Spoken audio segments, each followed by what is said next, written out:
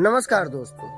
आज अपने देश ने वो हीरा खो दिया है जिसकी चमक से पूरा देश चमकता था। जी हाँ दोस्तों, मैं जिनकी बात कर रहा हूँ वो किसी की पहचान के मोहताज नहीं। जी हाँ, मैं सर रतन जी टाटा की बात कर रहा हूँ। तो क्या आपने कभी ये सोचा है कि ऐसे हीरे तराशे कैसे जाते हैं, ऐसे हीरे बन कैसे जाते हैं? तो ऐसे हीरे अपनी नीयत से बना जा सकता है या फिर ऐसे हीरे अपने मन से बना जा सकता है।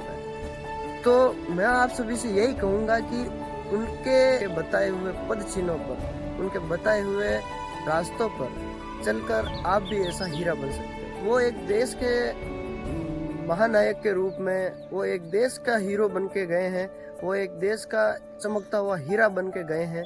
जरूरी नहीं कि आप भी पूरे देश के हीरो बने या फिर जरूरी नहीं कि आप भी पूरे देश के लिए महानायक बने।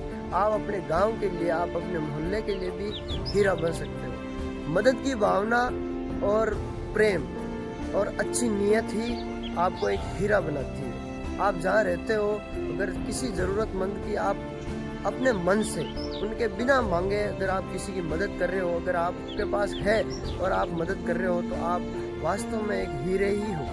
तो इतना ही कहूँगा कि अगर आप सर रतन जी टाटा को अपना आदर्श मानते हैं, उनके लिए आपके मन में अगर कुछ है, तो भगवान से प्रार्थना करें कि वो उनको अपने हृदय में स्थान दे।